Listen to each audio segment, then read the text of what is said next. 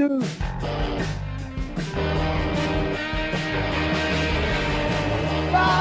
Dam!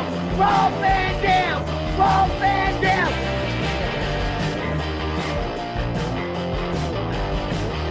I'm Rob Van Dam. The whole show.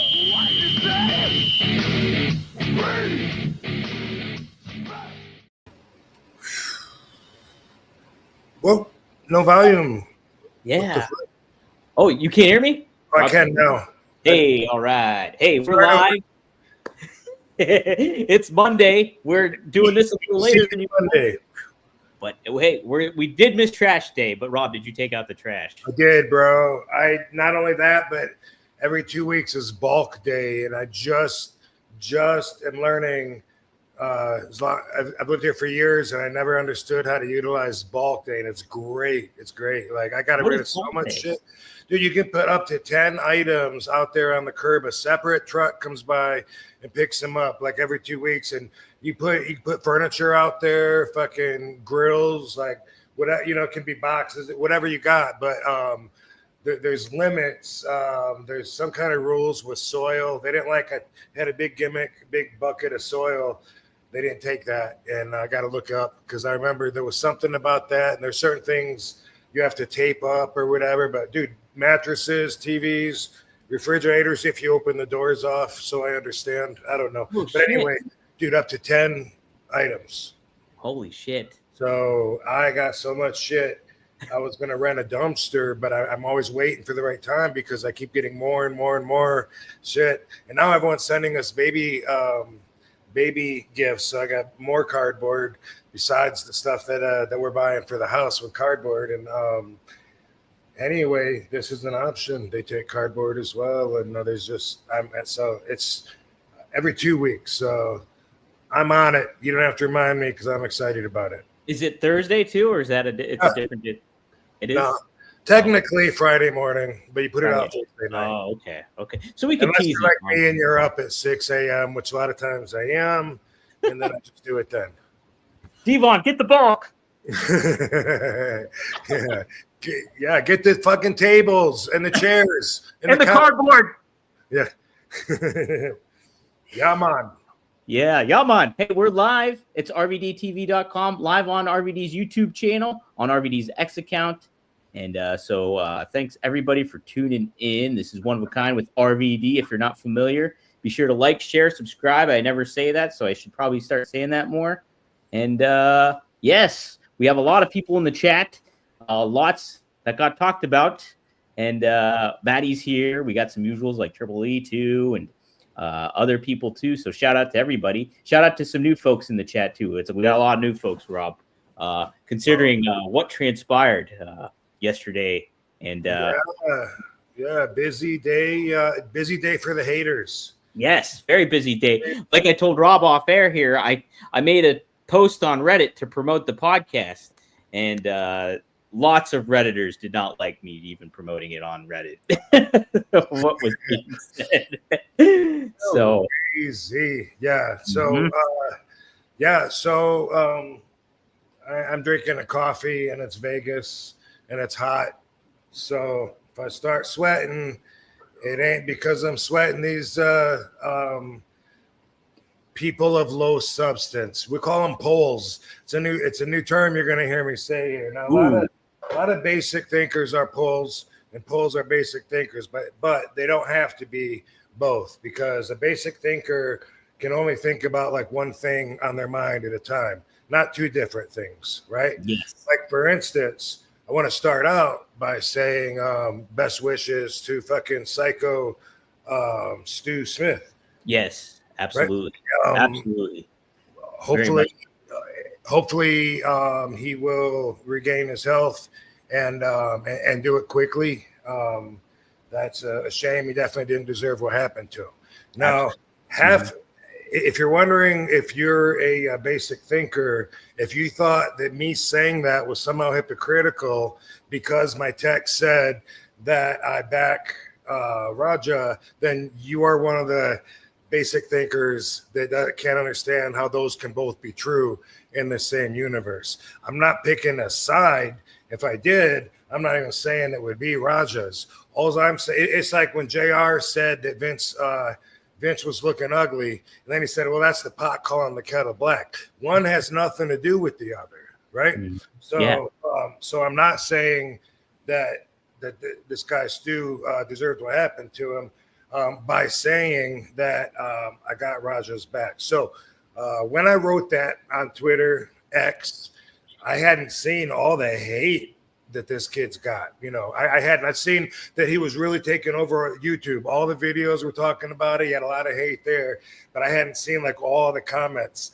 And I don't think that would have changed, you know, because when I watched everything, and when I say that I have his back, I'm not saying I'm going to stand back to back and fight a crowd of fucking a million people that are trying to lynch him. What I'm saying is I see the pathway that he took that led to what happened.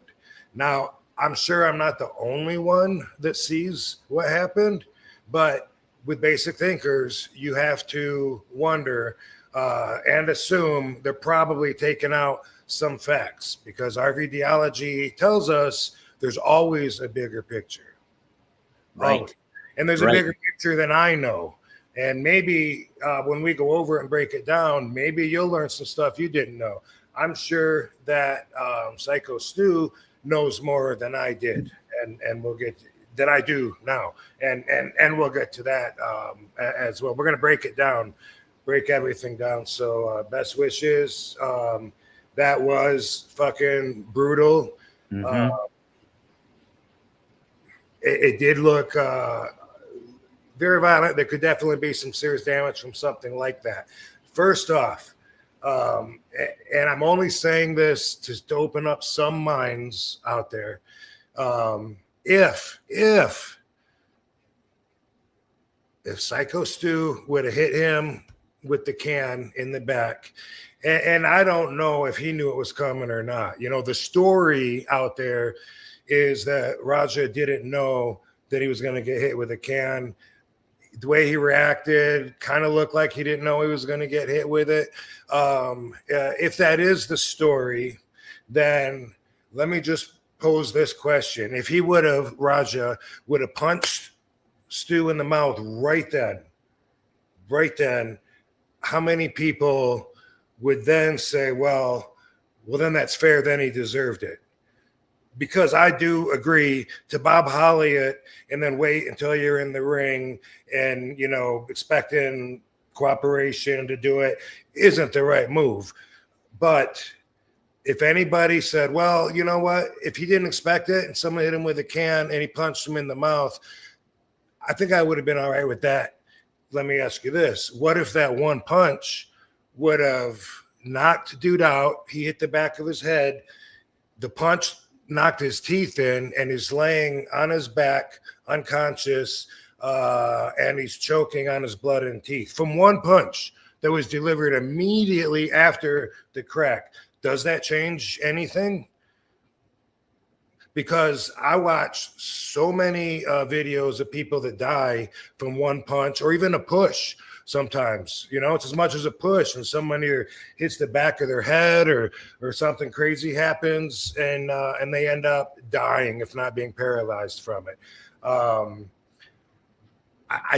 want to present that scenario out there because it seems to be accepted by everyone in the IWC that the hitting with a can, if he truly didn't know anything about it, wasn't a big deal. And this might be a case where the wrestling fans are going to tell me how it works in the wrestling business. Some of them might want to write in and tell me what a receipt is, you know, like, what do I know? But the wrestling dressing room is not an environment where somebody could go up to somebody that they don't know and hit them in the head with a can without them knowing it. Okay. Now, can you imagine like me with a chair in the dressing room, just looking like, hey, you're a wrestler, crack, and smacking them in the head with it? That would not be acceptable. I wouldn't do, and a lot of people are like, well, there's a big difference between a little tap, and a lot of people want to call it a prop can. I don't know. But a lot of people, if they think, well, a chair smash to the head's a lot different. Is it? I mean, is it by the law? Is it if you're out on the street? You know, if you're on the sidewalk and you see, I don't know, let's say a gang of 4 black hood-looking dudes coming out from an album store or whatever, you go crack one of them on the head with that can. Do you think they're going to think, well, at least it wasn't a chair smash to the face? I mean, you know, that wasn't that big of a deal, because just being a wrestler doesn't make it okay. I can tell you this.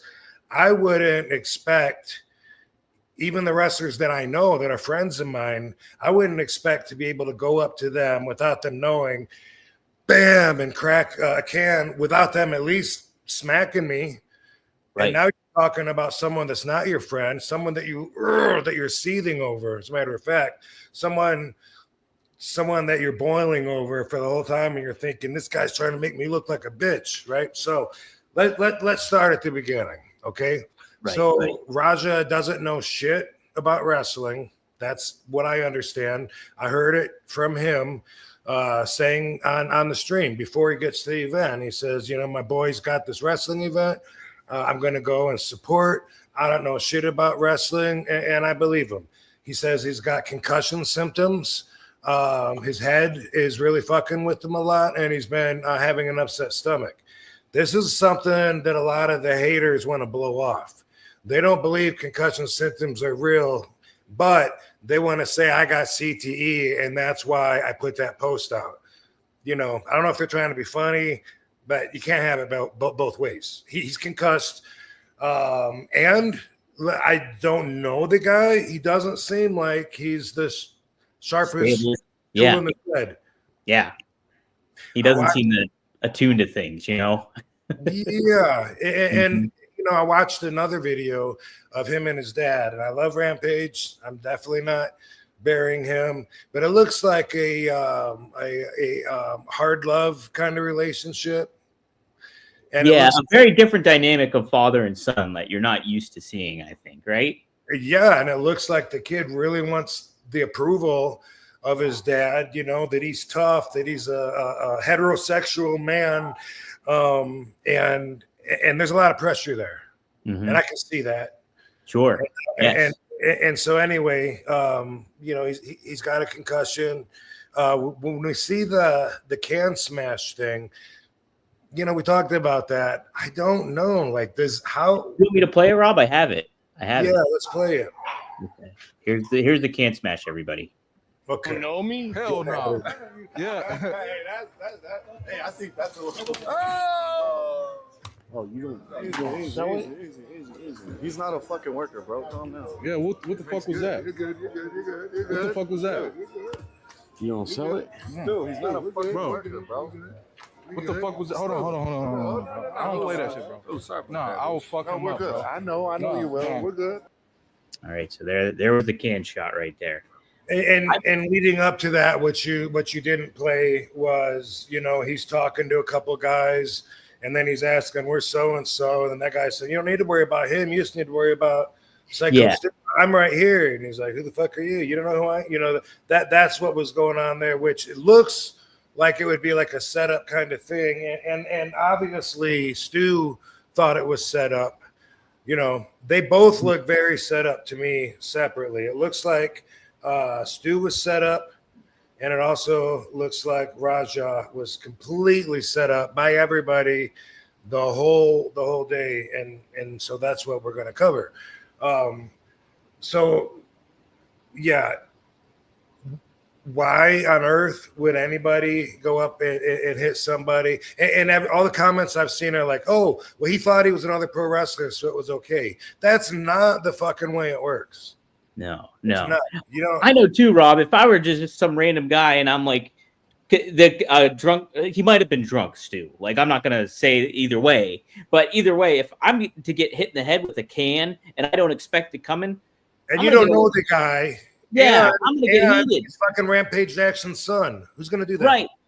And like, I'm not by all means defending Raja at all, but I just know if somebody randomly hit me in the head with a can, thinking even if I'm in on wrestling and I know what the stakes are, I'm gonna be like kind of pissed because I didn't see that coming whatsoever. We didn't talk about that. We didn't go over that or anything. And we've talked about what it's like to be passive at the moment and that eats you up inside. And you're, God, I should have done this. I should have done that. Yeah. Fuck, man, I'm acting like a bitch. Why did I let him get away with that? And obviously, there's a lot of that took place inside Raja's head. So I'm going to assume that Stu thought that Raja knew he was going to do that. That's the only thing that makes sense to me. And maybe Raja did know, and then Raja decided, fuck that, or maybe because he got hit in the head and he was already concussed, maybe he forgot he was doing a skit. I don't know. I don't know. But it doesn't make sense that a guy just went up and did that without knowing somebody and thought it was okay because he's a pro wrestler. And that's the story that's out there. They end up making an agreement, shaking hands. From what I understand, Raja only accepted the apology reluctantly when they told him that he could get him back. Right. I have the handshake. Raja's not a wrestler. He doesn't know how the business works. He said he doesn't watch it. He's not into it. And they're telling him, you can get him back. You know, Black Pearl, that's the dude I see, Rikishi's cousin, sitting there. Saying, okay, yeah. Oos. Oos, we're always working. He thinks we're always working, right? You're going to be able to get your licks back. And he's saying right there, okay, as long as I get my licks back. And then he's in the front row on his phone, and everyone is, talking shit to him, stirring him up. You guys, whoever was watching the live stream, are fucking telling him, oh, you're a pussy. You ain't going to do shit. You ain't going to do shit. And in his mind, they've already told him to go in there and get him back for real. That's in his mind. He says it. We hear him say while he's sitting there in the front row, he says, they told me to keep punching until they pull me off. And I'm going to punch him as many times as I can, man. Fuck that. I'm going to hit as many times as I can, whether he hits me back or not. And I hope he does. He says that. He says that. Do you want me to play the handshake, Rob? Yeah, go ahead. I'm assuming everyone has seen this a million times. I'm sure. Yeah, I'm sure people have. Here's the handshake. Let me just cut it to her. I didn't know. I thought you were at work. Don't see my wheel. You stay the camera. I get it. We're working out. Well, he's going to come out on your mat, Juice.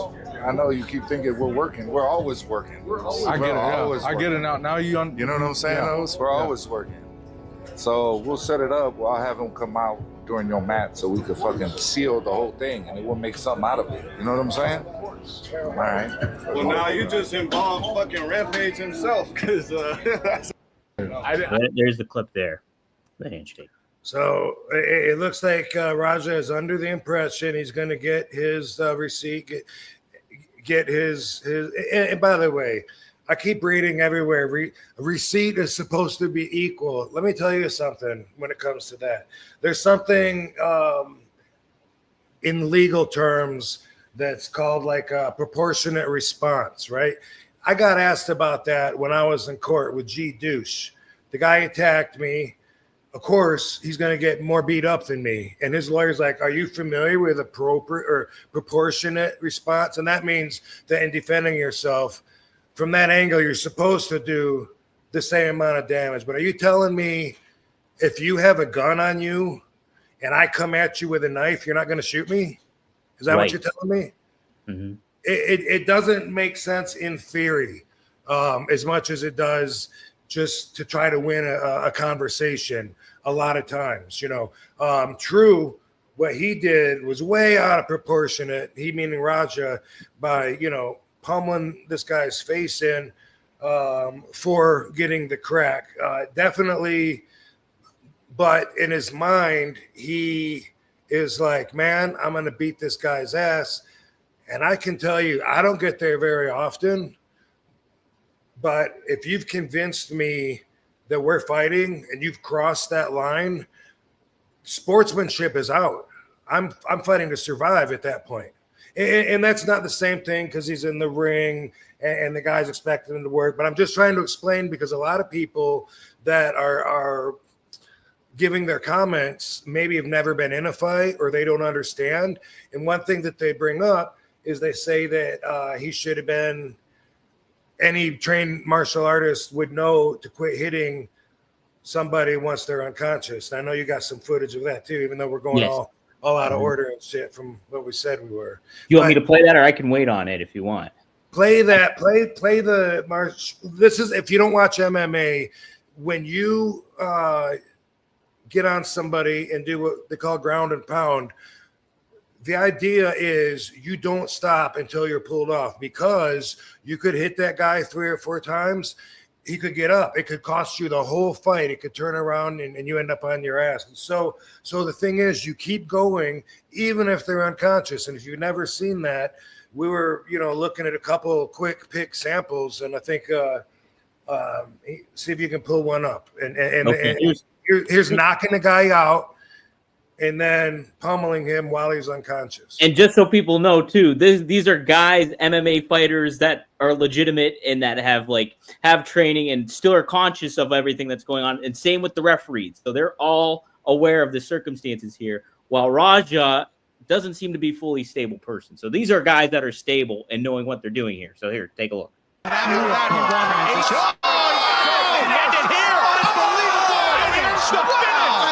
Well, there's the first example right there. This, Rob, I cut this one short, but this is the second clip. The host is being dropped. This could be over. Huge shot from Josh Hogan.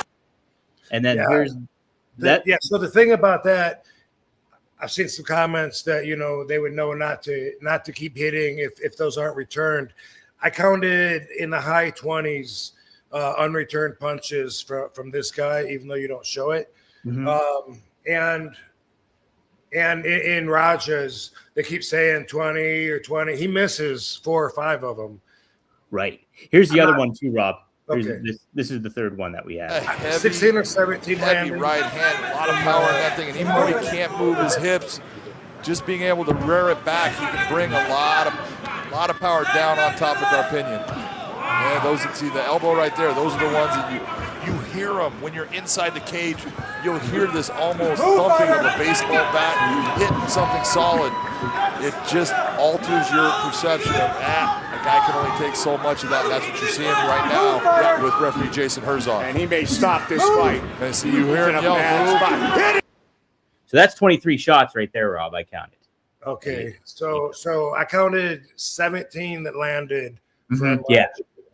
Which again, I'm not saying he didn't go too far, but absolutely, I'm just comparisons in case somebody out there didn't think of that, So there's that. Afterwards, he's obviously pissed off, angry, screaming. He doesn't realize what he's done, But what I'm saying is that he said from the beginning what he was going to do. He's doing what they told him to do, and that's it. Now, I think he's a fucking tool, and I think that they used him. I think, the can thing happened, and then he was pissed. They said, no, relax. And they said, hey, we're working. You'll be able to get him back in the ring. Get him, you get him back. And then his buddy, which, you didn't show here, but I think everyone has seen the footage. His buddy, AJ, with the cowboy hat, is telling him, you remember what a receipt is, right? You get him a receipt, make sure you tag him out there. If anyone's upset, I'll come out there. And so when he's out there, I know everybody in the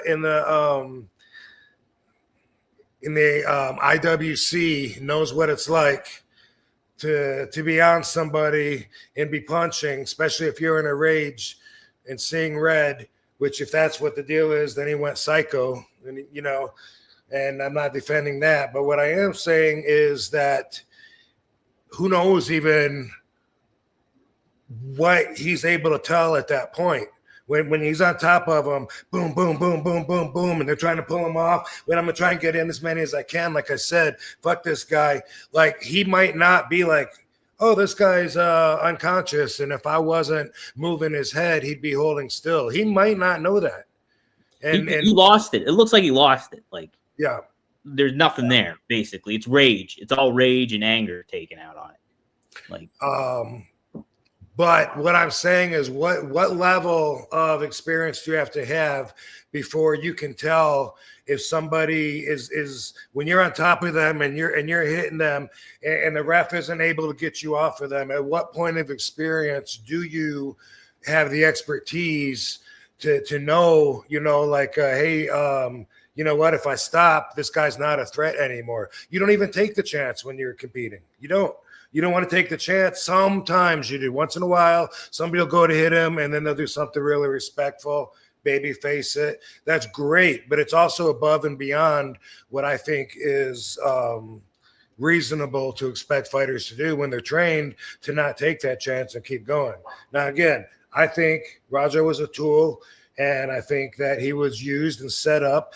I think from the beginning – they told him, dude, it's cool. Go in there, fucking get him back, kick his ass. And then he said the whole time that's what he's going to do. The only thing he ever said to make me think any different was at one point he was like, I'm not even sure what I'm going to do yet, like when he was still thinking. But in his mind and then on the phone talking to everybody and stuff, he's saying, I'm going to get up there and fucking kick his ass. And he thinks that Stu is ready for him to kick his ass. They've agreed upon it. The kid seems, a little bit slow on the uptake, and I'm just saying I see what happened. They set him up, and he said from the beginning, "This is what I'm going to do," and they pushed him out there, pushed him out there in the ring, and said, "Yeah, do it, do it, do it." You're thinking into all this backlog of him, and later on we see after the fact how he's still raging out, and he's like, everybody thinks I'm a bitch, and everybody's saying all this stuff. That was all pent up anger that's been fueled throughout that evening too. At the same time, where he feels like he needs to prove himself that he's a bigger man and everything to that effect. The guy is not stable. Like it was, and like him being perpetuated to think that this is what is okay to do and give his receipt, quote unquote, even though he's not a wrestler, and to just lay into the guy. This was all like I don't know if it was orchestrated, but it was certainly perpetuated in that regard. And like, that's the unfortunate aspect of it all, where it's just like, Stu was the innocent party in all of this, where, all that shit it got out of hand really, really bad. And I see people in the chat here just saying like, oh, well, this is like, ways to get clicks. It's not ways to get clicks or none of that shit. Look, this is what we were talking about. And show that tweet that we were going to show first. Sure. Yeah. The first thing here. Yeah. This is something that I got. Yes. Not tuning in, but actively thinking less of you. If you got a legit reason, say it in the same breath. But this looks like attention seeking for clicks, and I never thought I'd see this day. Bro, Gaetano, let me explain something to you. You're not doing an impromptu interview with me last night. 2, you're literally responding to me saying, I'm looking forward to having this discussion tomorrow on this platform that we have set up to have this discussion. And you're saying, no, I hate you. Dude, they're so quick to hate. So let me say this. The polls, people of low substance, these are fans that are like, you're a piece of shit, because my opinion is different than theirs. They go after Katie. They fuck your whole career and everything you stand for. Trust me, you people don't have any substance if someone having a different opinion than you turns them into a piece of shit. So, of course, I don't mind losing you. You're not even like real people. I mean, I would never try to gain your acceptance and try to have you as my people. You have no substance. And people that don't have substance don't recognize substance. People that don't have integrity in their life, they don't recognize integrity. So it bothers the hell out of them. They don't realize why I'm not getting canceled, and they just don't get it. Well, one guy said, this is not the hill to die on. This ain't a hill. I'm not even stubbing my toe on this one. This is just RVD telling everybody, don't be afraid to have your opinion if it's different, even though they're all going to bully and troll you, because they're all stupid anyway, or else they would realize that it's okay to have an opinion that's different than theirs. And everything that I've said on this podcast so far, I would say it again if we went back and talked over it again. So, you know, you're not my people if you have so little substance that a little drop of water fucking makes you all wet. And you're like chameleons and you'll be a different color. You probably already changed your mind just during this program, because that's how low substance you are. And people are saying too that Raj is not a kid. No, technically he's not a kid, but Sure your acts brain like isn't one fully, up here, man. yeah, your brain isn't even fully developed until you're 25 years old as a male. 26. 25 or 26, and he's like, I think he's only 25. You're and right. so, and like, look, so I mean, he doesn't have the full mentality or capacity that other people do. Something I noticed was, and I said that to Katie too when we were talking earlier, man, he sure does act a lot younger, you know, like when on the other videos too, like when he's talking to his dad, hanging around and they're joking around and everything, you know, he seems, you know, like he's a lot younger. And I feel like I was too. Like when I think about me being 25 and I think back to my perspective, my mindset, man, I feel like I was a little kid, you know. Right. I don't remember if I felt like I was at the time, but I probably did, you know, but I know I acted like it. And like, that's not, and I'm not defending Raja whatsoever. I honestly think he should go to jail. Like, I really do. But it's like, I don't, like, he is 25. He's not fully developed. He's got, it looks like mental issues in a lot of ways and a lot of insecurities that he needs to get out, maybe see a therapist, something to that effect. So, but for people to be like, oh, he's not a kid. He is a kid. He's a kid. He's a dumb kid. And he did a really, really dumb, awful thing. Like, awful. But yeah, I mean, that is debatable at 25. And man, let me ask you this. And I mean, I'm definitely no legal expert. What do you think the charge would be for him to go to jail?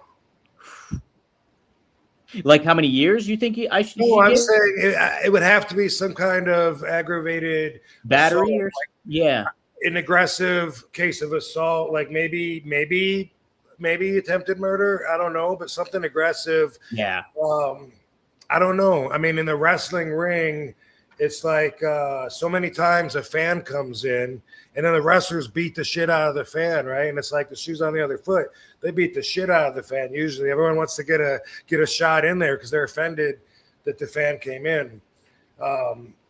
Also, we've talked about this a lot. You know, back in the day, if you weren't in the business, and usually sometimes even on the show, you don't come in the dressing room, you know. Mm-hmm. Right. And just the whole blurring that line that they do, I think that bit him in the ass. That's what they're trying to do, is blur the lines in really sloppy ways, you know. I mean, no one's smarting the kid up, the 25-year-old kid, and he was obviously a psycho with anger issues, and they fucking the whole time said, fuck yeah, don't worry, you're going to get him back, man. Do what you want. Take liberties. Boom, this is your time. Rob, do you think, too, a lot of the time, like that clip that we were watching, I have the clip of that kid that's talking about the legal matters of it all. I have remember that 2-minute clip you were telling me about? I did clip that up, too. But he was also talking about how a lot of those guys seem to maybe, like, just speculating that they did not like Stu or had something against Stu, a lot of the wrestlers there. Do you think that might have been part of the case, or where do you kind of? I didn't understand that part at all. I didn't. I can't really back that one up. You know. Yeah. No, it's hard to kind of get a gauge for that too. I just don't think it was right for like AJ Mon to be like, oh yeah, give him a receipt and hey, you're gonna, and like not coach. A lot of people want to see him go to jail as well. Yeah. Well, did you see he made a comment too that he was he said he was in character? That was his excuse. when he said, okay.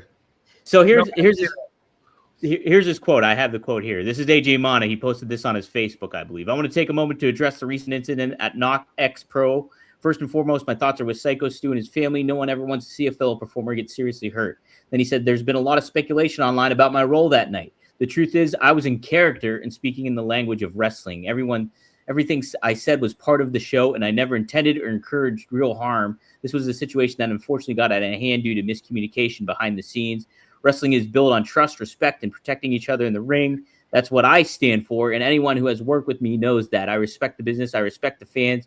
I respect the performance who step in between the ropes. I hope we can focus on Stu's recovery, making sure something like this never happens again. So that's what he had to say. I find that hard to believe.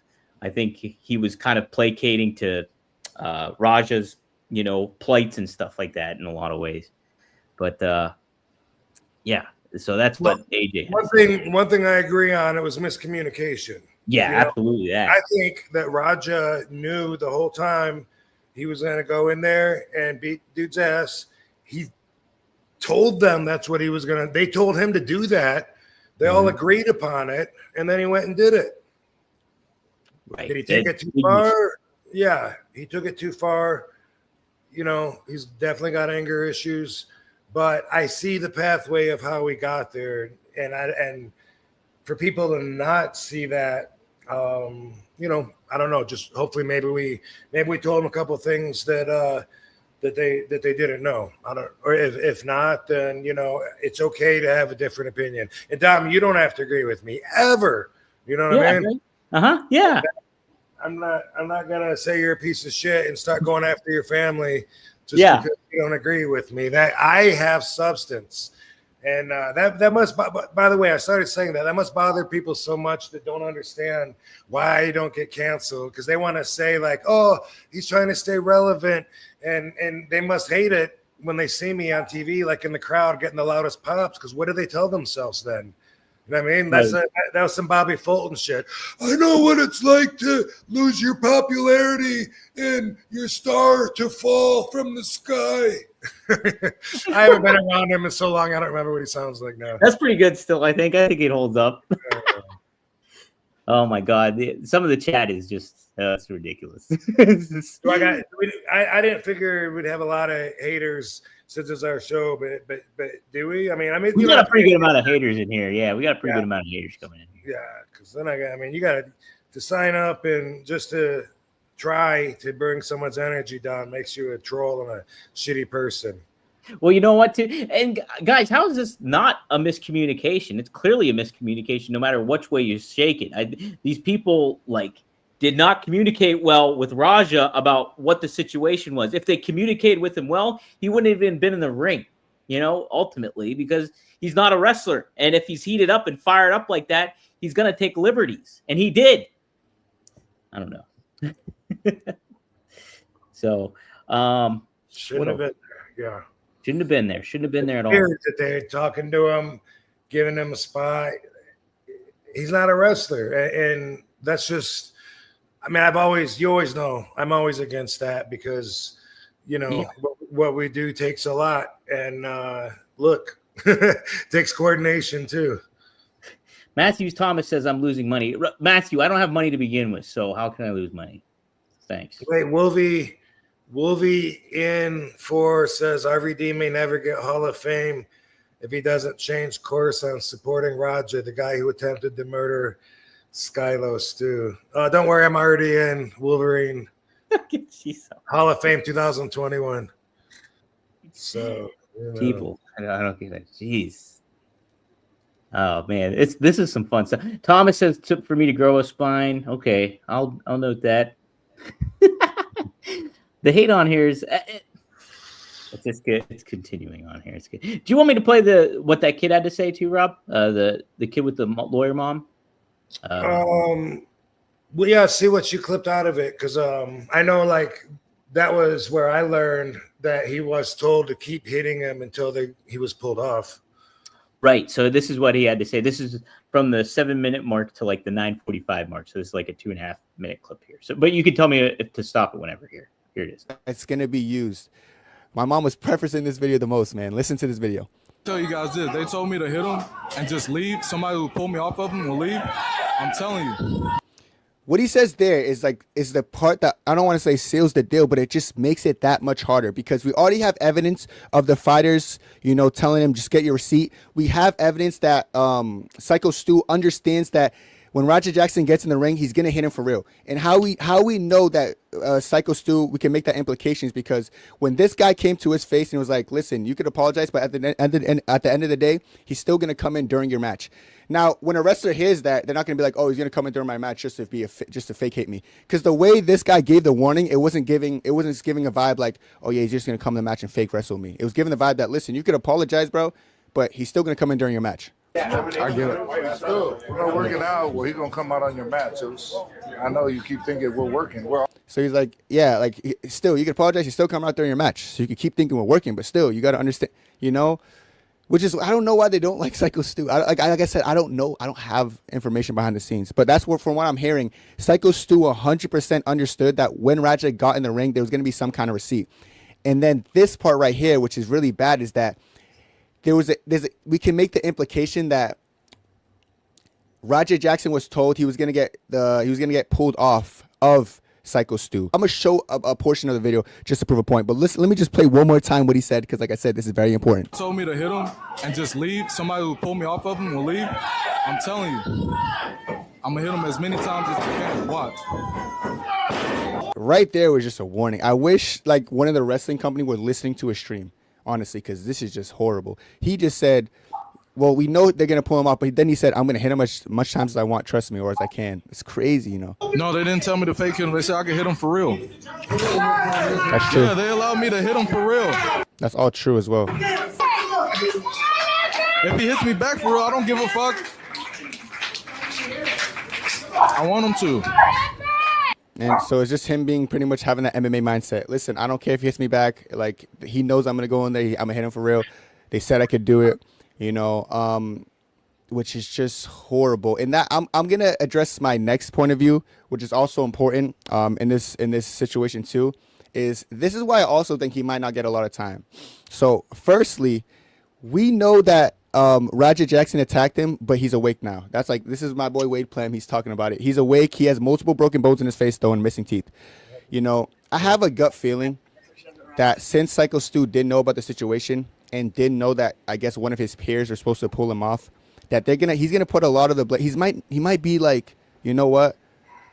I really hope he doesn't do this, but I feel like he's gonna say something along the lines of he understood what was gonna happen, but he was banking on his peers to pull him off, which is going to take a little bit of the blame off of Roger Jackson individually and kind of put the blame on his peers. And if he goes back and watches the videos like what I'm seeing, it's going to almost, especially the AJ Mana video, is giving like, bro, his peers wanted him to get that lick. Like they really wanted him to get his face punched in. That's what the vibe it gives, you know? So there's the segment I took out there, but yeah. Yeah.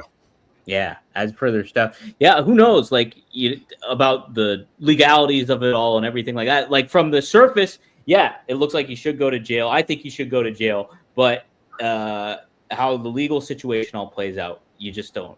Like, there could be some loopholes through it all, too, Rob. But, yeah. Crazy. I don't know. It just, from what I can see, they all agreed to it. Mm-hmm. That's it, too, right? They all agreed to it, and it seems like Raj was the weakest link, you know, as far as not being able to think differently for himself. Because he's part of this community. Y'all got to think alike and have the same opinion. Right. What happens? See what you're breeding? You don't even know. Oh, jeez.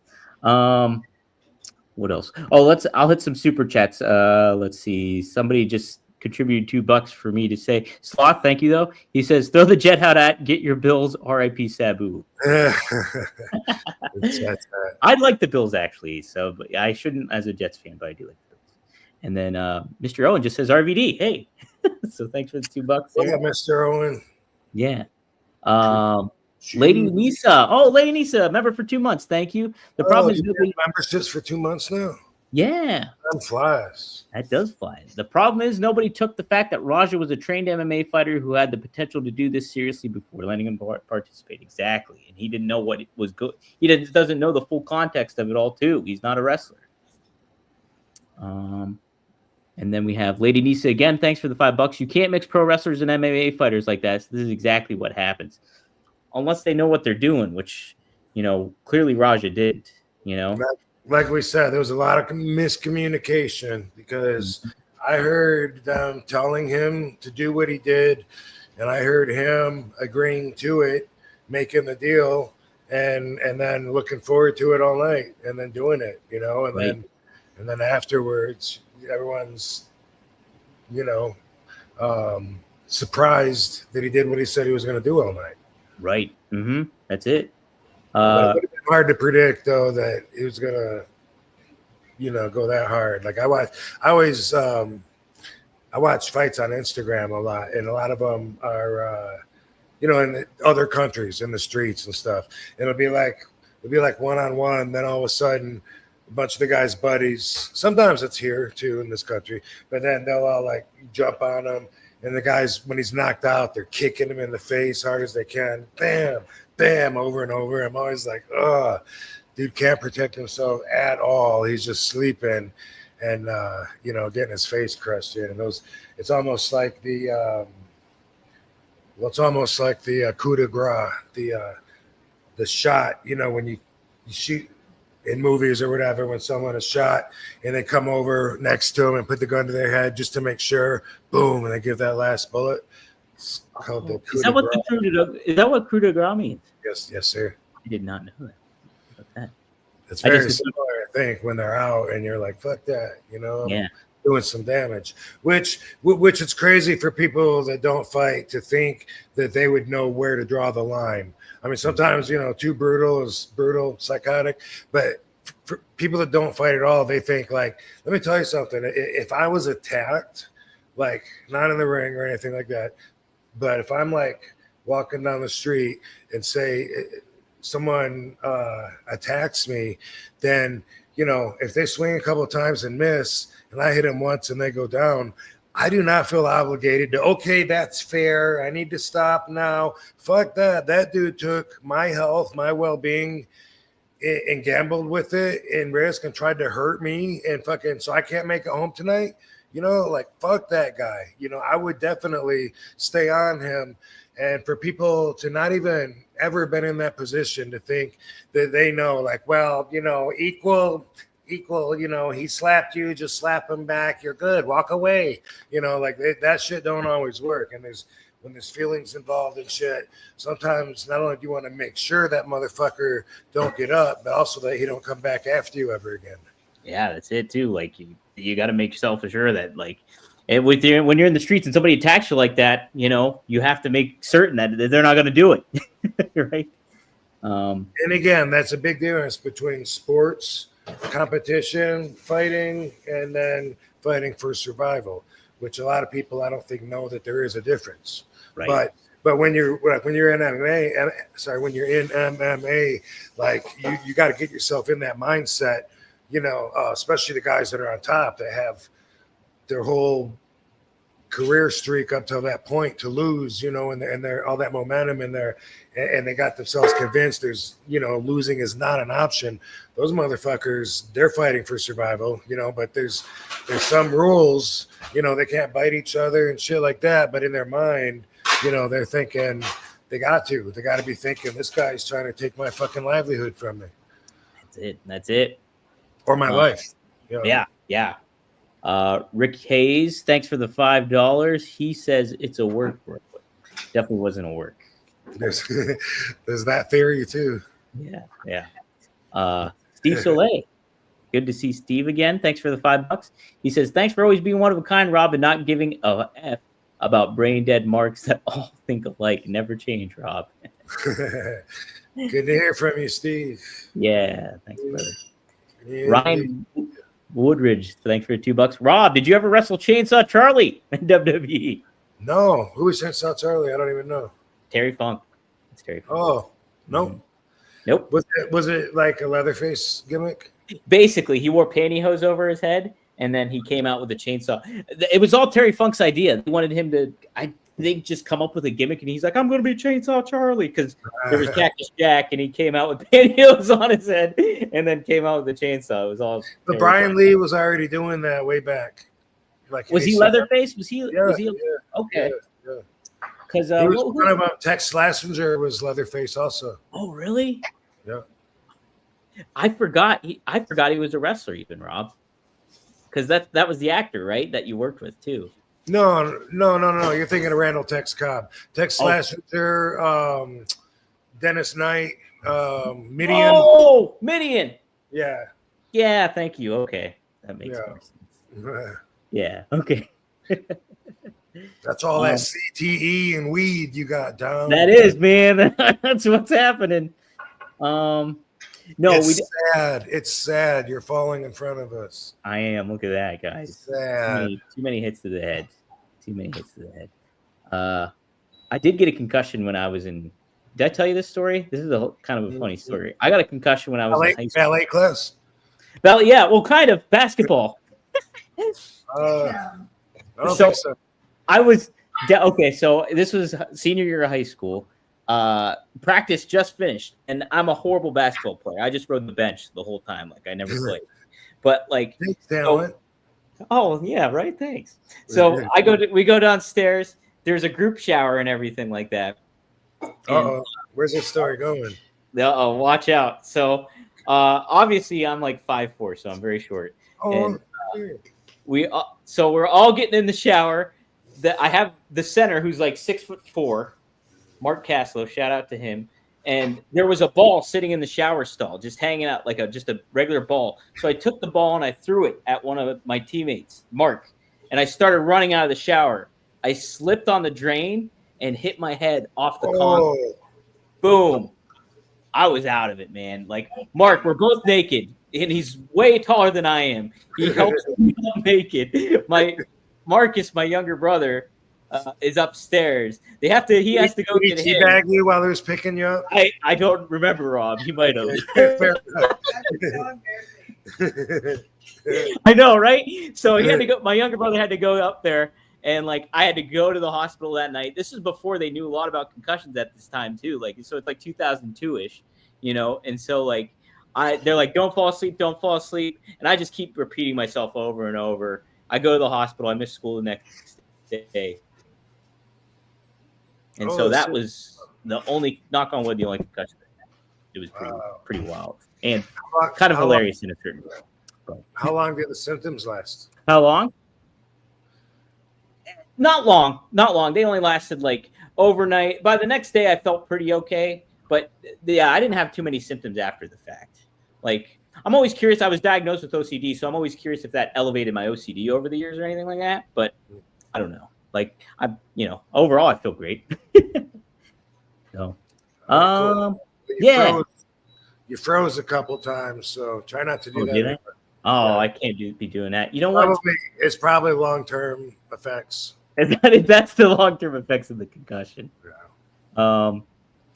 Rob, so I guess before we close out on this, I do want to say too that Stu is. They are going to look for I think a GoFundMe is getting set up for him. So if there's something that does happen, I'll be sure to share that out with everybody. And I know that big YouTube streamer, Mr. Beast, I think he's going to help him out too. So hopefully, who is that guy? Mr. Beast is like, I guess he does video gaming stuff or something to that effect, where he like streams and stuff like that. A lot of like kids like and watch his streams and everything. He has a character on Fortnite and all this stuff. So he's pretty popular, like with the younger demographic and everything. So what's up, Katie? Hey. How's it going? Good. I just worked out. Oh, nice. Yeah. Nice. Good job. Cooking dinner now, doing my housewife stuff. All right. Any baby checkups that happen? Wednesday, we get to see him then. All right. I felt a kick for the first time, so that was pretty epic. Ooh, nice. Yeah. I saw your Facebook, I think it was, where the ultrasound thing, which was cool. The up close of. Oh yeah. We'll get new ones Wednesday, and they've grown a lot since then. That's awesome. Yeah. That's awesome. Heck yeah. Rob, I guess though, before we close out on this topic too, do you want to just lay it all out how you feel about the whole situation, just so people are just completely cognizant of it all? Or I think that everybody agreed to what was about to happen, and it was miscommunication. Everyone had their different perspectives of what was to take place, and the fans are ridiculous. The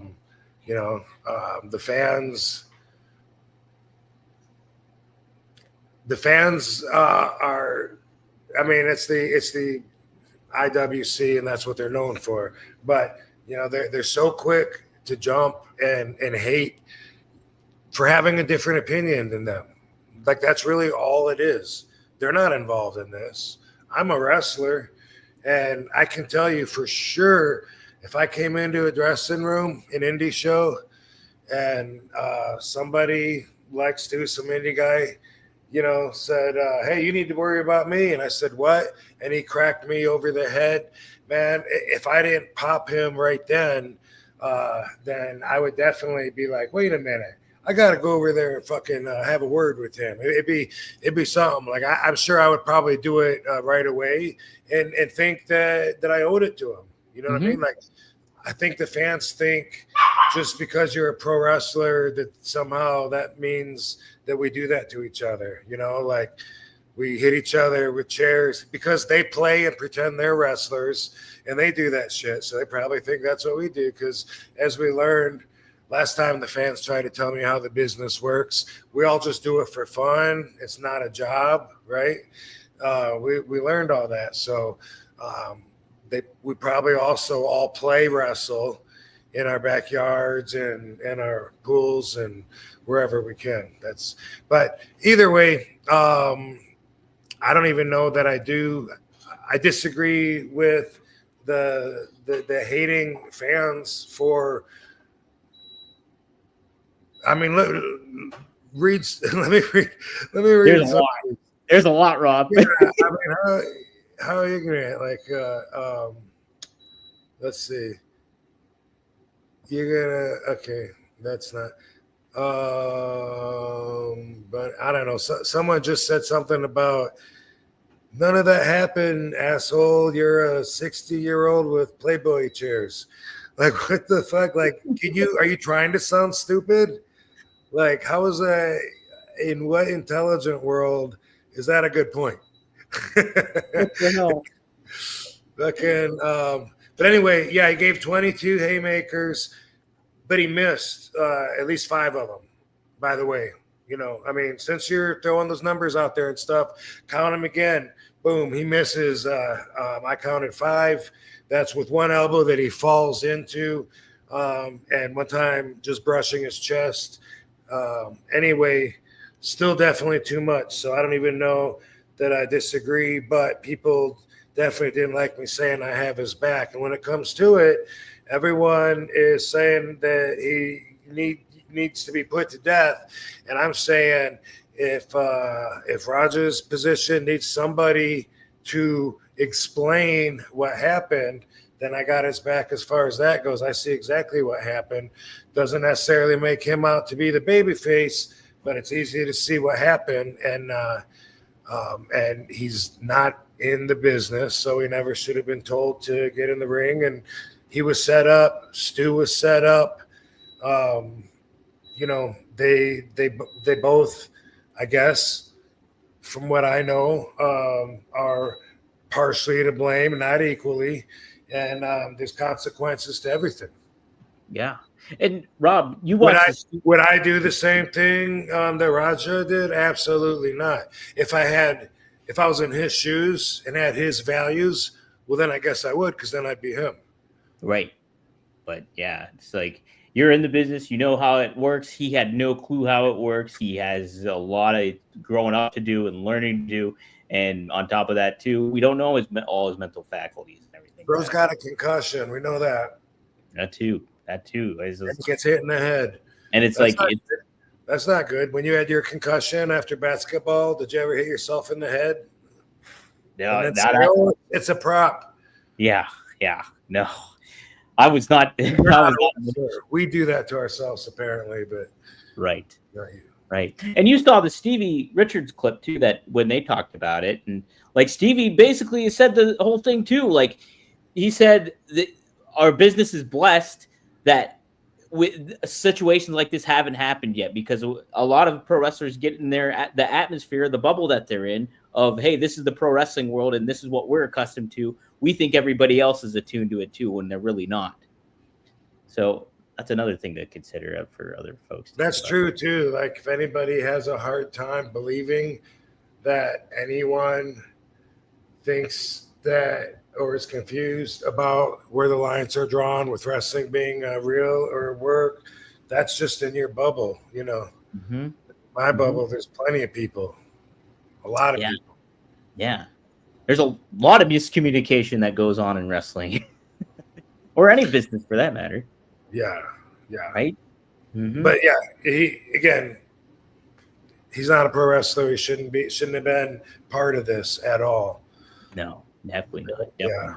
Especially, and even his dad said the same thing too. Like he was upset that it happened, and upset that, like, you know, that Stu was hurt, and like he did not approve of what his son did whatsoever, or anything like that too. So it's just like, and Rampage is a little bit more familiar with the wrestling business and everything to that effect as well, but his son wasn't. Did he do some TNA shit? Yeah, he was a part of TNA. I don't know if he did anything else with another company, but yeah, he was involved in TNA in like a couple angles. I don't remember if he had a match or not. I can't remember if he participated. I think he might have been in a tag match, if anything. But yeah, I mean, people, if you're still chanting out here, like, you know, that Stu apologized. We talked about that, so definitely go back and watch the whole show. Matthew Thomas says, RVD, you're embarrassing yourself with this defense. I'm not embarrassed at all, bro, Matthew Thomas. So right. I get that you don't agree with me. What have I said that's even questionable? I can't even imagine, because all I've been doing is dropping the facts. Right. Boy, some of these quotes are hilarious, though. Like, how mean, just brain dead they are. It's pretty good stuff. Yeah. Rob, another thing I wanted to talk about too that I pulled up, I shared with you. Forbidden Door occurred over the weekend. I did hear overall it was a good show. People liked some stuff. I'll admit I did not watch the show. I haven't had time to, but I did catch some clips online. One that AEW in specific posted, and it is a moment with Darby Allin. And I will pull it up when I find it right here. Let's see if make sure I get the right tab. I think it's this one. Is it this one? No, it's this one. All right. And so that is not what we're looking at. Those are my notes. And this is it here. Okay, so John Mox, you see it on here, Rob? Yeah. Yep, totally. Oh my God.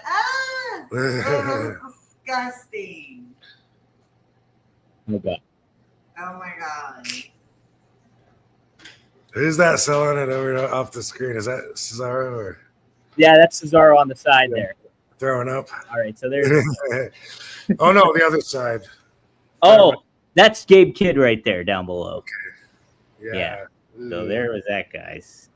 Rob, what do you, I thought I was completely disgusted by that whole thing, and I don't consider that wrestling whatsoever. And I thought it was one of the worst things I've ever seen in wrestling. I'm sure there's a lot, but from what I saw, I thought it's a turn on. It's a no for me, bro. It's a big no for me too. Yeah, it's a no for me, dog. Yeah, that that turns me off. I don't want to see it, but obviously there's wrestlers that do want to do that. They want to express themselves that way, and fans that do want to see it. And these are some of the same fans, by the way, that are blaming me, that are hating on me. Some of these same fans can't understand how me and Taz, I think Dreamer might have even said how we're not fans of the gross death matches that don't involve wrestling because we're ECW. So how could that be, right? We went over that before, and it was like that blew the fans' minds. But these are the same fans that think if you grow up eating meat and then you become a vegetarian, what does that make you? A hypocrite. That's what a hypocrite is to the basic thinkers. That's it. So really enjoy, teaming up on me or whatever. I don't mind. You guys aren't even a scratch on my forearm, and you guys know that too. So, but I do appreciate the people that are not full of hate and negativity. And I even saw one that said that I'm totally against what Roger did, but I'm open to hearing other arguments or something. It's like, dude, give that guy a ribbon. But you don't have to be. You can choose to be to want to hear whatever, but you came to my show, to my platform, and for what? To throw tomatoes at me and shit, and then tell me that I'm hurting myself. How long? These same people have been thinking that since I first came up with all petite wrestling. Those are still like, why isn't he canceled? Can't we cancel him? I hate Rob Van Dam. Barbungus thinks that we completely destroyed our credibility, and now our opinion means so little. So sorry. There you go. Well, see, you shouldn't have agreed with me, Dom. You fucked up. Fuck. Yeah. I'll rescind my statement. And what is it? What is it that wasn't credible? I don't get it. Yeah. What was discredible? How did we destroy our credibility with what we just said, Barbungus? Let us know in chat. Yeah, guys. I mean, everybody's entitled to their opinion, and a lot of people have it in the chat. So we got it. To say I'm from Michigan, like, well, that's Matthew Thomas.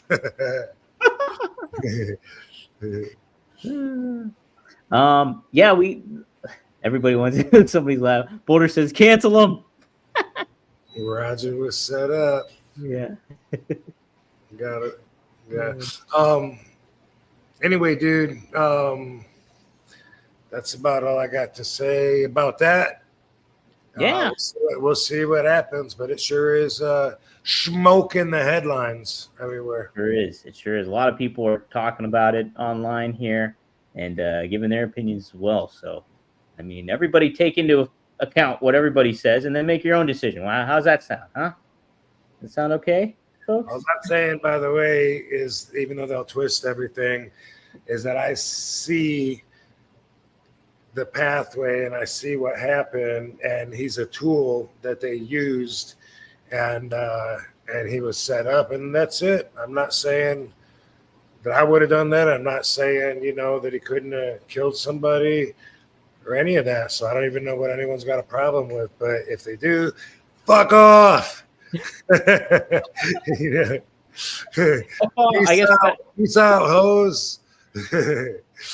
So this is a super chat. Somebody sent this in. Oh, did I cover it? No. Okay, we got a couple of super chats that I missed.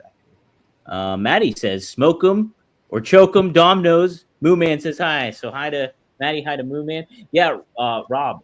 Maddie told me a story that he had to choke out his brother. His brother showed up hammered, and he literally choked him out and heard him snoring. Yeah. Well, make sure you release him, and he'll be all right. Don't hold him too long in that choke. Yeah, right. You know what I mean, that's the thing. But yeah, if he snored, it sounds like he was recovering. He was doing it all right. Jem the Dawn, thanks for the $2 and for being a member. He says, always good discussion. Much love. Looking to go out to Only Wrestlers in San Antonio. Word. Yeah. How about that? We'll be talking about that as we get closer. Yes, indeed. Yes, indeed. Okay, so here's the one weird super chat here. This is from Cable Watson, $2. Rob, is Raja misunderstood as Chris Benoit was?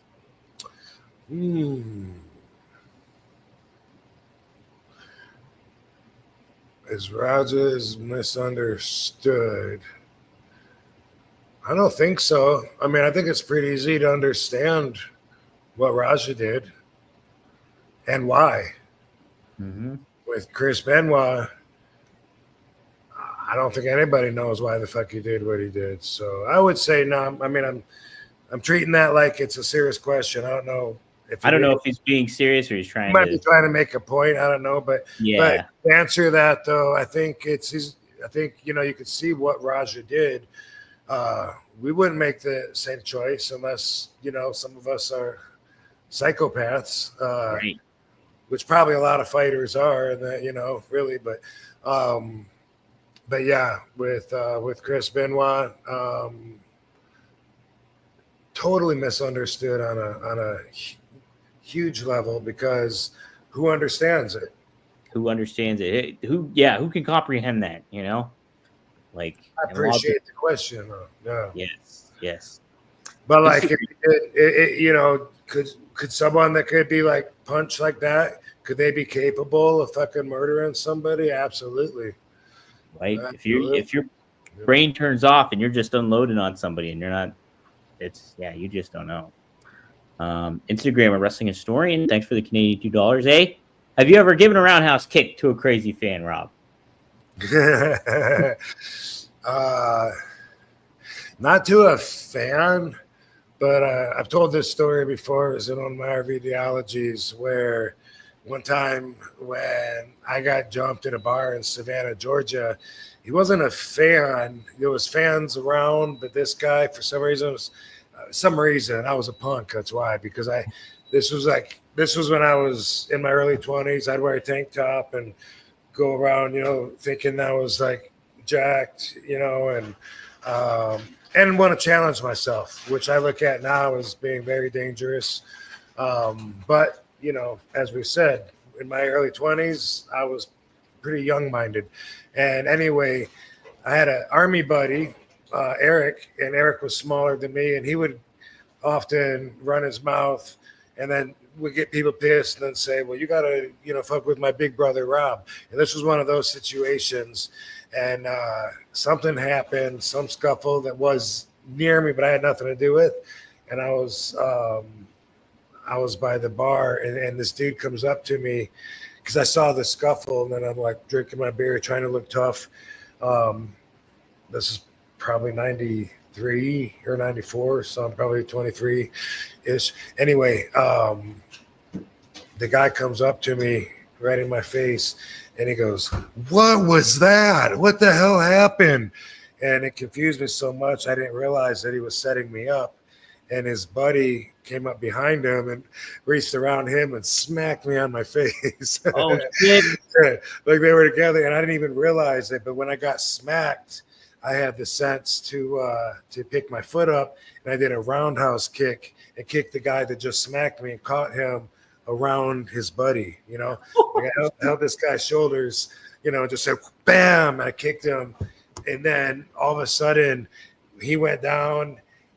Everybody went down. This guy that was in front of me went down and leg dived me.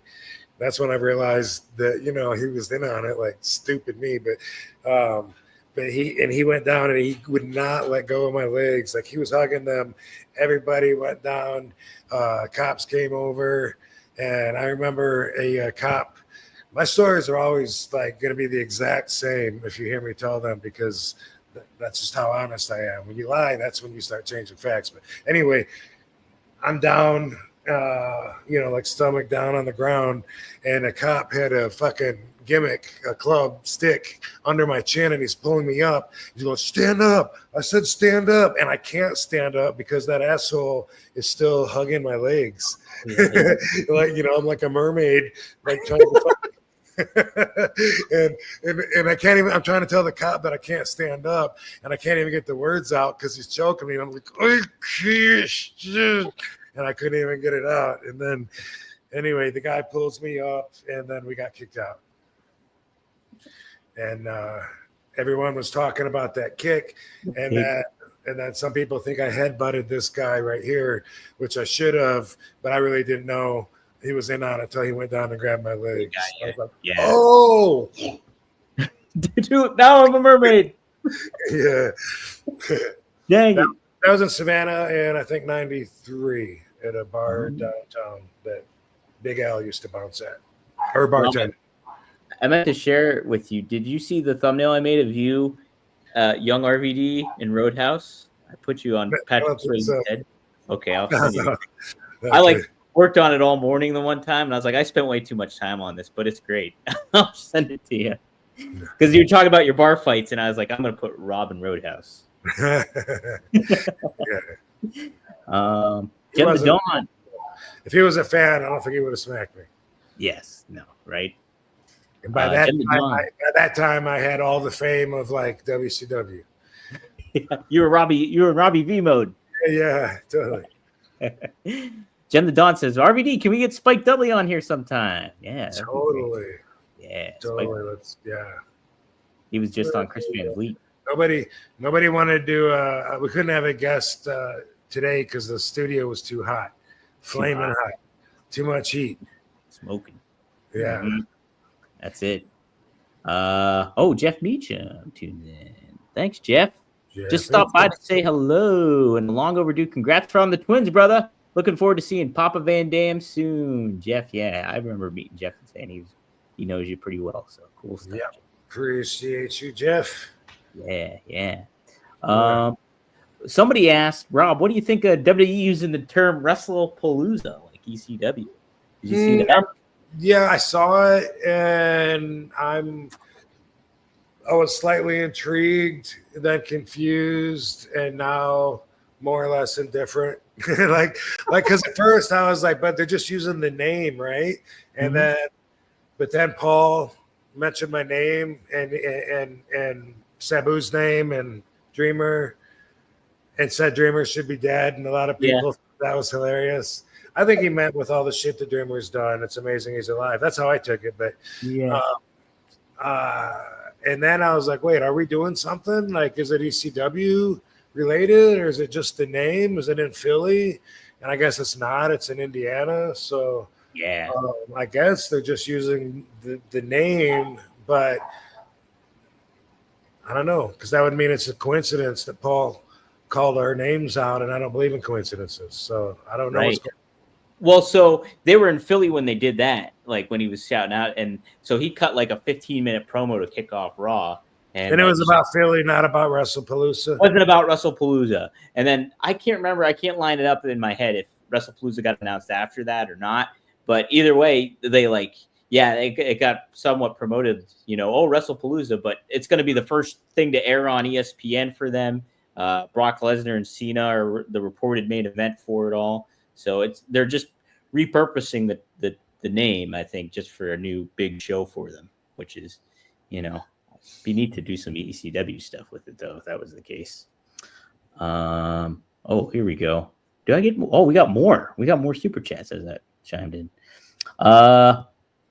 Real Goose, are you a real goose? He's asked, why is Eric Bischoff such a tool? Do you think Eric Bischoff's a tool, Rob? I don't. I like Eric Bischoff. I think that Eric is one of the smartest guys that I know. Yeah, he is. And I respect him for his intelligence.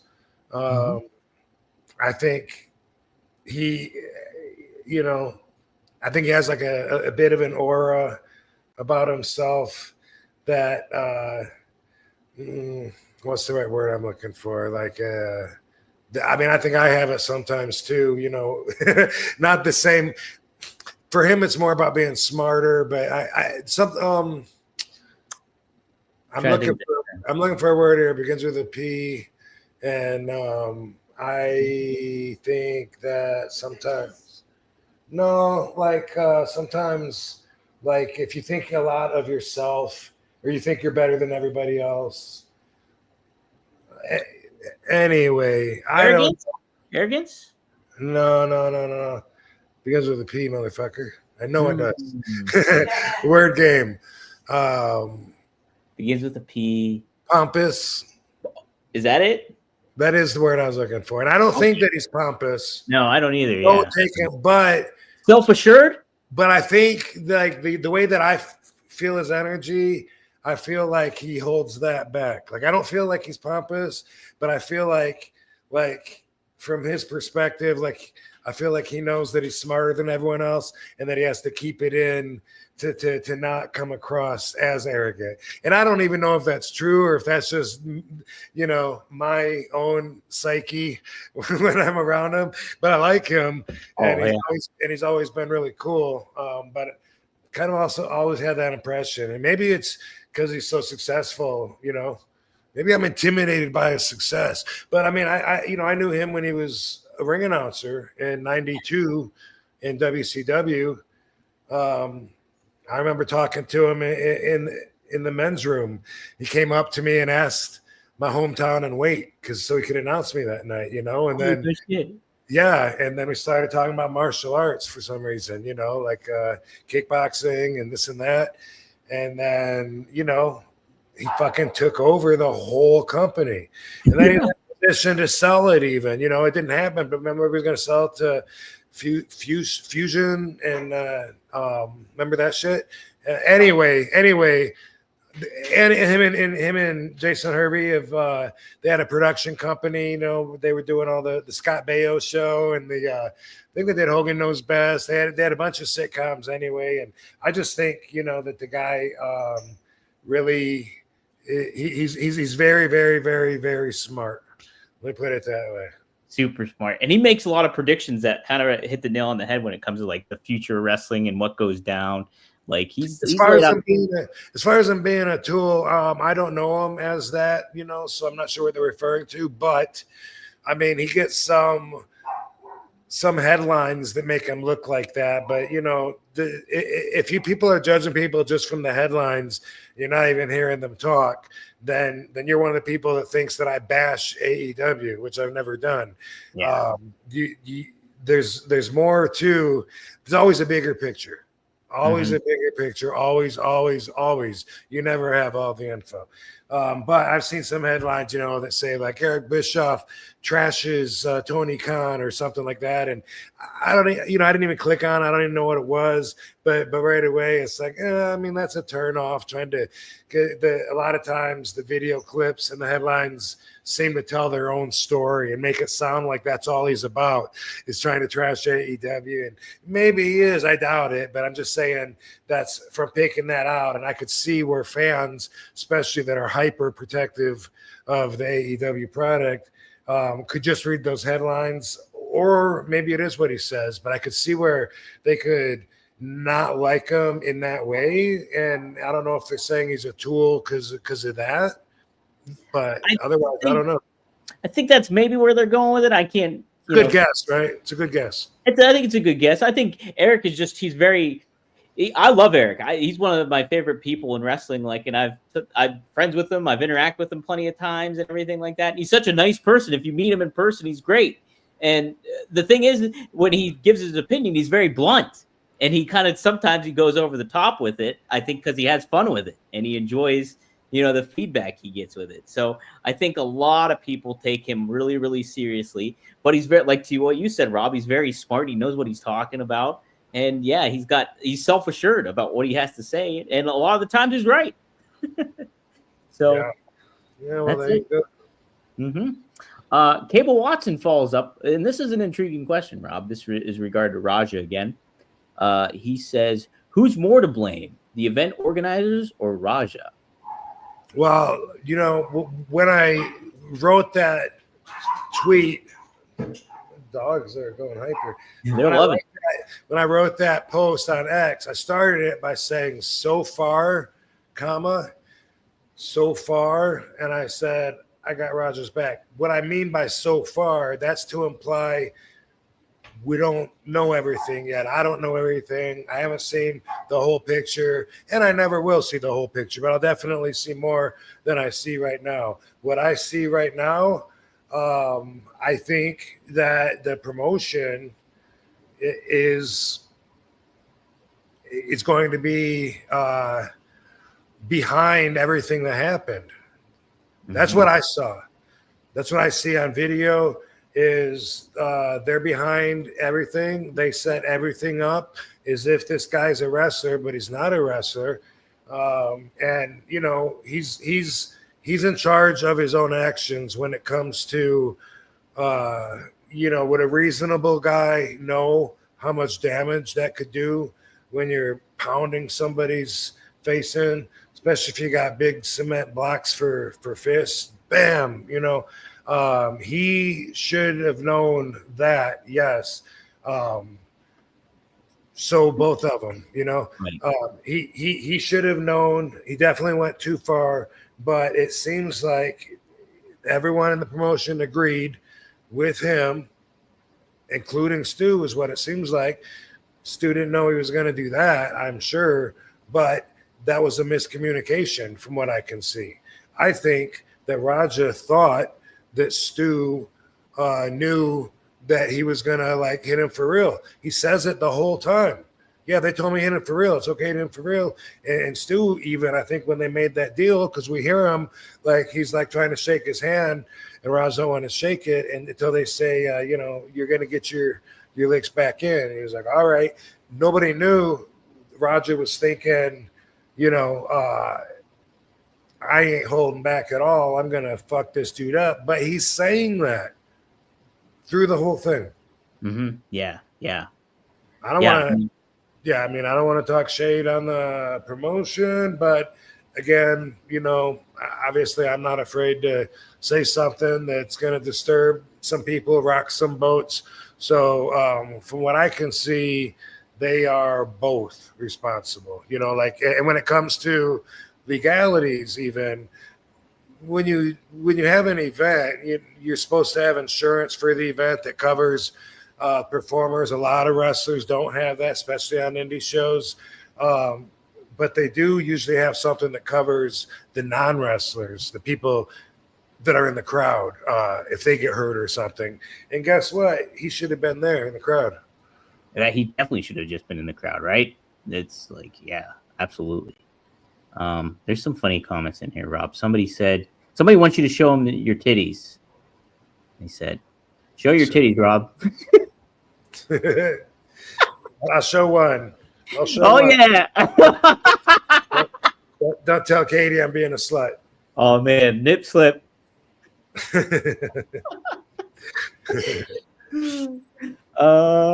It's time to nair, by the way. I'm a furry bear right now. How often do you nair? It depends. Like if I have a lot of off time, which I'm healing up and all that shit right now. Not as often, but like if I'm like when I was traveling and wrestling more, doing more appearances, maybe every 2 weeks. That's the most. Even in WWE, it was like every 2 weeks, but now it might be like every month, something like that. Yeah. I've never nared before. I've just shaved my shoulders. For me, the seatbelt starts pulling the hair on my chest. That's what's like, oh, motherfucker. It's so annoying. And it really motivates me to, God damn it, give me that bottle in there. Hey, Rob, what if the main headline coming out of this episode is that you showed your titty on? RVD shows nipple. Shows his nipple. Everyone will go, it's CTE and pot. He's a pothead. He's showing his prostate. That's what weed does to you. Please, I hope Fightful covers that first before anything. We'll see what happens, though. Somebody did say Rob has gone full CTE. Yeah.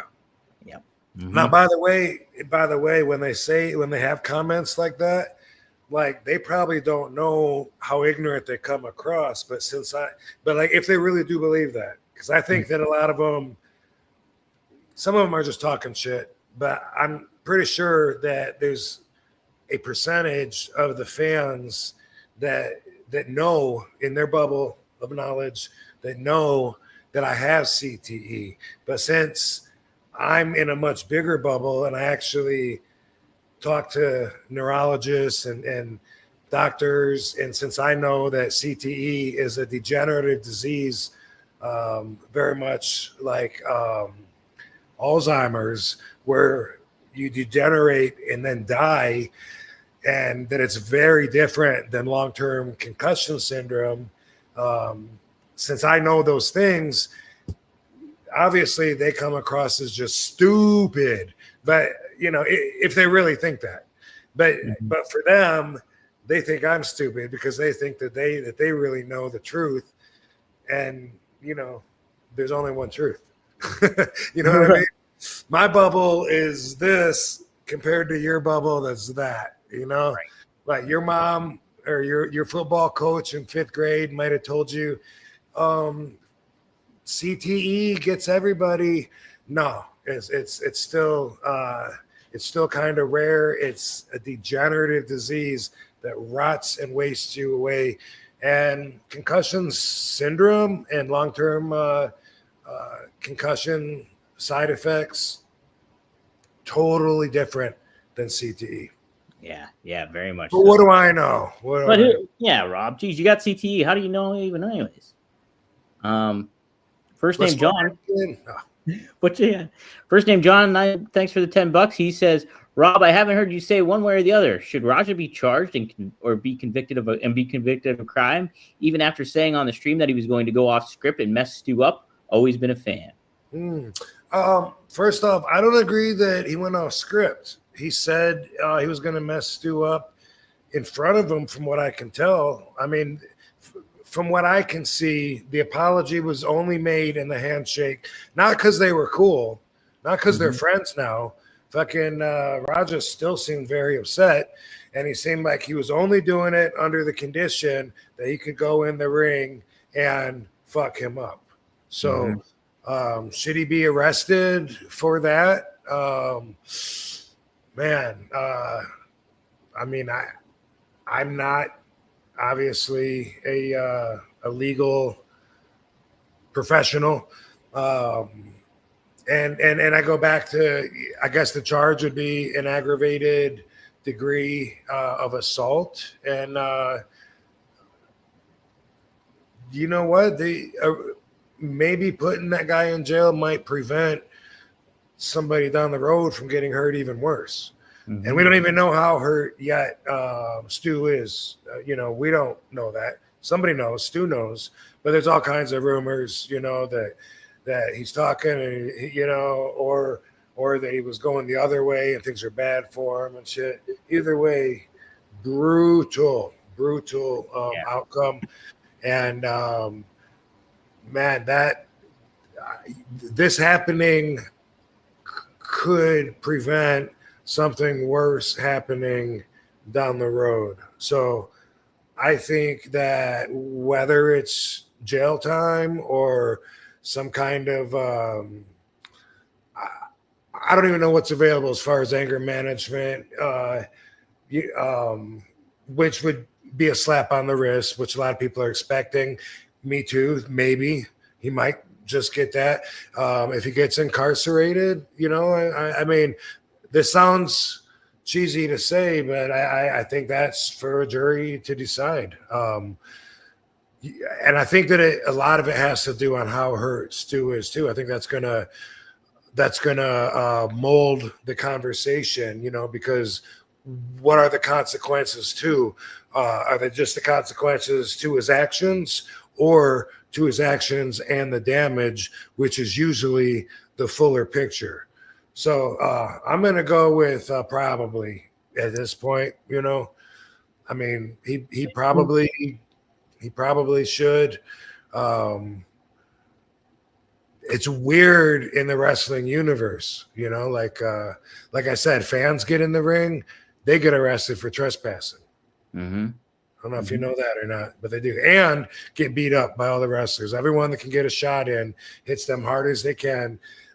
Because they don't want that to ever happen. They want to discourage it. This guy, Raja, did he sign something to say he could get in the ring? Did they have him as an official part of the show? Or do they just tell him loosely, do this run in, get back at him, fuck him up? I don't know. I mean? If he signed something, what did he sign?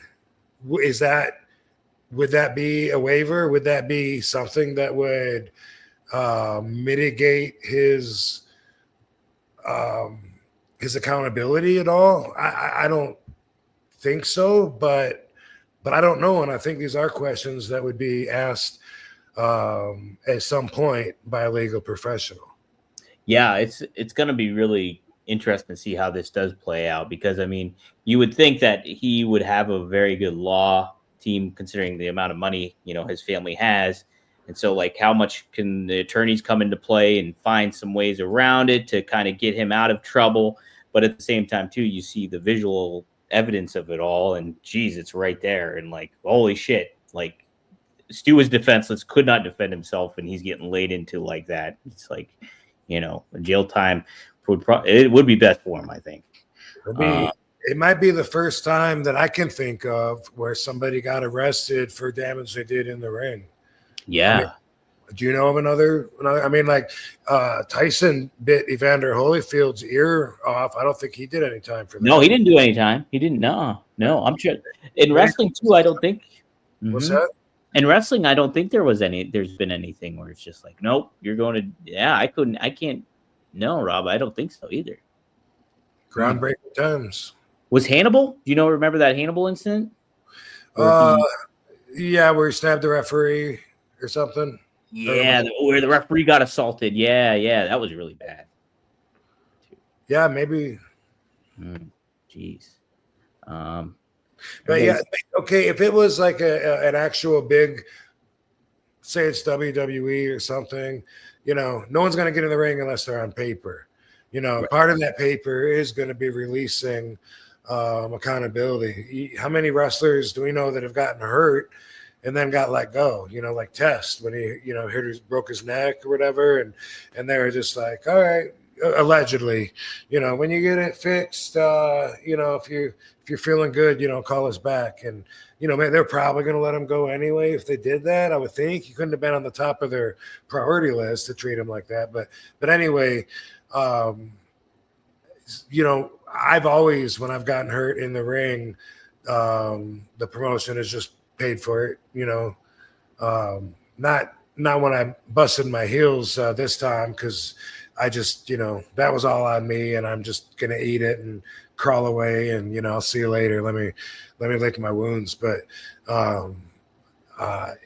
that is a factor, though, that a lot of people might not realize. But there is responsibility and accountability that is placed upon certain people at an event for just such a thing as somebody getting hurt, something like this happening. Like, it's someone's position to take that accountability. And I'm not trying to say that Raja shouldn't take accountability for his actions, but I'm thinking that that's a factor. Someone's going to be sharing them. The show should be sharing the responsibilities of what happened, at least anyway, in my mind. Yeah. I mean, there's accountability across the board with, I think, a lot of this, Raja and the promotion included and stuff. And we saw too, I shared that with you too, that Knox Pro is no longer a WEID program either. They got moved to that tag, Yeah. And they were one of those schools that had that for it. So it's funny when you mention that. When Raja is in the front row and it shows him on the camera and he's like talking or looking at his live stream and, talking, I ain't playing around, man, I'll fuck him up and all that. It shows some of the worst wrestling in the ring. Oh, really? How about even watch? Pretty bad. Yeah. It happens before he gets in there. Oh, and man. I remember thinking, like, maybe that also had something to do with why they got canceled. None of this is good. Go back and watch it. It's totally worth it. Oh, man. Okay. I'll have to check it out. Here's a question, $2. I love you, Rob. What's your favorite tag team match? Thanks, Elusive Man. I'm just going to go with what popped up into my mind. And, oh, damn. You know what? I was going to say the Orient Express and Shawn Michaels and Marty Jannetty. That was some good shit back in the day. But also the British Bulldogs and the Hart Foundation. Oh, yeah. At the heart of my fandom when I was, going to the live shows and real excited about it. Those guys and the Killer Bees,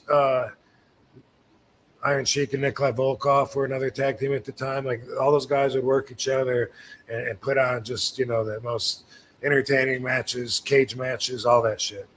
Hell yeah. Heart Foundation and British Bulldogs, man. That's money tag team right there. Stampede Wrestling Days even too. Yeah. We'll close it out with this one, and this is a good one. This is from Seth. He says, "No, Katie, we riot." Well, Katie's back there. I'll be back next week. She'll be back next week. There she is. That was really hard to do. Yeah. Well, cool, right. Rob. This has been a fruitful episode, I would say. Yes, I enjoyed the conversation. Yes. As always, thanks, Van Dam fam. And Y'all have an awesome week. Haters keep on hating. Haters just keep on hating, everybody. You know, if you want to hate, hey, like this channel too, and subscribe and hate us. You know, on a regular basis. Why don't you? We'll probably be back in a few days since this is last week's episode, huh? Yeah, this is getting posted tonight. So let's yeah. All right, cool. All right, peace out, folks. See you guys next time here on One of a Kind with that guy, RVD, and KT. Woo! Woo!